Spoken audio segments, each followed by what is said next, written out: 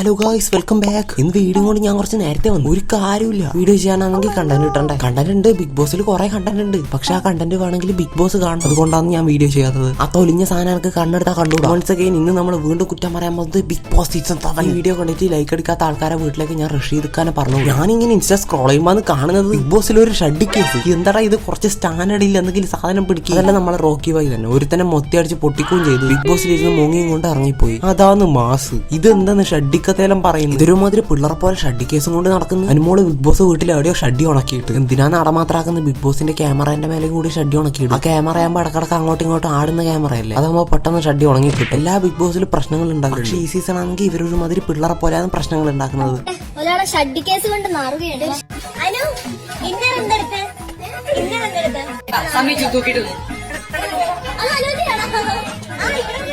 ഈ കുന്ത്രാണം കണ്ടു കഴിഞ്ഞാൽ നഴ്സറി സ്കൂളിൽ പോയ ഒരു വൈബ് കിട്ടുന്നുണ്ട്. നിങ്ങൾ മുതൽ വെള്ളി വരെ എല്ലാ പൊട്ടത്തരും ഒപ്പിക്കും. എന്നിട്ട് ശനി ഞായറും വന്നിട്ട് പറയാം, എന്നെ കടിച്ച് ബിഗ് ബോസ്, എന്നെ നുള്ളി ബിഗ് ബോസ്, എന്നെ നോക്കി പേടിപ്പിച്ച് ബിഗ് ബോസ്, എന്നെ വഴക്ക് പറഞ്ഞു ബിഗ് ബോസ്. ഒരുമാതിരി കുട്ടികൾ ടീച്ചറുടെ അടുത്ത് പരാതി പറയും പോലെ ബിഗ് ബോസിന്റെ അടുത്ത് എല്ലാ സാധനങ്ങളും പോയി പറയും. ഇതിൽ നല്ല ഗെയിമർ എന്ന് വിളിക്കുന്നത് നാവിന് നീളം കൂടിയ ഒരു തന്നെയാണ്. ഓനാണെങ്കിൽ ലെവലേശം ബുദ്ധി ഉണ്ടാവില്ല. എന്നാലും ആൾക്കാർ ഇവനെ വിളിക്കും നല്ല ഗെയിമർ. ഈ സാധനത്തിൽ പോയി കൊണയടിച്ചു കഴിഞ്ഞാൽ നിങ്ങൾക്ക് ആവാൻ പറ്റും നല്ലൊരു ഗെയിമർ. ഈ സാധനം ഒന്ന് കണ്ടു നോക്കണം. ഇവര് പറയുന്ന ഓരോ സാധനങ്ങളും അത്ര വിവരക്കേടാണ്. എന്നാലും ആൾക്കാർ പറയും അവൻ നല്ലൊരു ഗെയിമറാണ്, ഞാൻ ഇപ്രാവശ്യം അവന് വോട്ട് ചെയ്യും. ബിഗ് ബോസ് എല്ലാ സീസണിലും കോഴികളെ പിടിച്ചു പറ്റാൻ വേണ്ടി ഒരു പെണ്ണിനെ കൊണ്ടുവരും. ഇപ്രാവശ്യം അങ്ങനെ കൊണ്ടുവന്ന പെണ്ണാണ് മിസൈല ബോംബ വെടി അങ്ങനെ എന്തോ ആണ് പേര്. എന്താണ് പാരമ്പര്യമായിട്ട് നമ്മൾ ഉപയോഗിച്ചിരുന്ന പൂക്കളുടെ പേര് അറിയാം?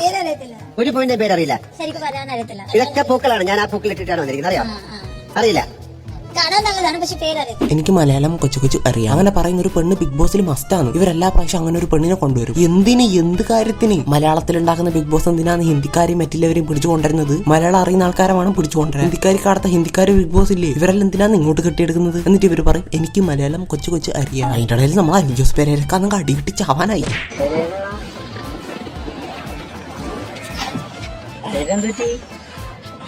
വലിയൊരു അപകടം ഉണ്ടായി. എടാ, ഇത് ഇനി ചത്തിട്ടില്ലടാ. നിനക്ക് അടി തന്നവര് നിന്റെ വാണത്തരം കണ്ടിട്ടില്ലാന്ന് തോന്നുന്നു. അതുകൊണ്ടാണ് നിന്നെ അവര് ബാക്കി വെച്ചത്. നിന്റെ വാണത്തരം കണ്ടിട്ടുണ്ടെങ്കിൽ അവര് നിന്നെ കൊന്നിട്ടുണ്ടാവും. കേരളക്കരയാകെ കാത്തിരുന്ന മഹാസുദിനമിട വന്നെത്തിയിരിക്കുന്നു.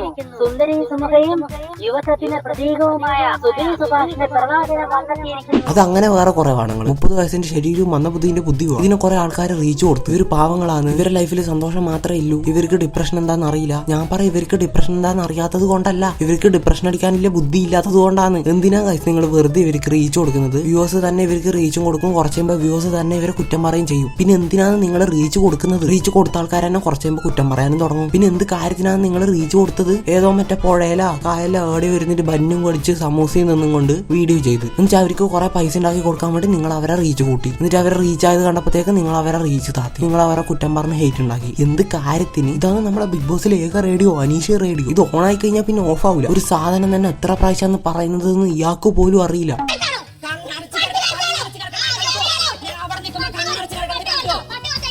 കണ്ണടച്ച് കിടക്കുന്ന കണ്ണടച്ച് കിടക്കാൻ എന്റെ ചങ്ങായി ഒന്ന് നിർത്ത്. നീ ഇത് റെക്കോർഡാക്കി വെച്ചതാ മറ്റാന്ന്. എനിക്ക് വേറൊരു കാര്യം ഇല്ല പറയാന്. ഇത് ഓൺ ആയി കഴിഞ്ഞാൽ പിന്നെ ഓഫ് ആവില്ല. മിക്കവാറും ഇയാളായിരിക്കും കപ്പ് കൊണ്ടുപോകുന്നത്. എല്ലാവരും പറയുന്ന അനീഷ് നല്ല ഗെയിമറാണ്. ഞാൻ പറയാം അനീഷ് നല്ല വായിൽ നാവില്ലവനാണ്. വായിൽ നാവിന് നീളമില്ല ഒരുത്തന്നെ നിങ്ങൾ പറയും ഓ നല്ല ഗെയിമറാണ്. ഇതിൽ തെറ്റോ ശരിയോ ഒന്നുമില്ല. നിങ്ങൾ വെറുതെ വായിട്ട് കൊണയടിച്ചാൽ മാത്രം മതി. അതിന്റെ ഇടയിൽ നമ്മൾ അനാഥരല്ല ഗുണ്ടകളാന്ന് പറഞ്ഞ അണ്ണനാണെങ്കിൽ റോഡ് സൈഡിൽ കിടന്ന് അടിയുണ്ടാക്കി പോലീസ് പിടിച്ചോണ്ട് പോയി.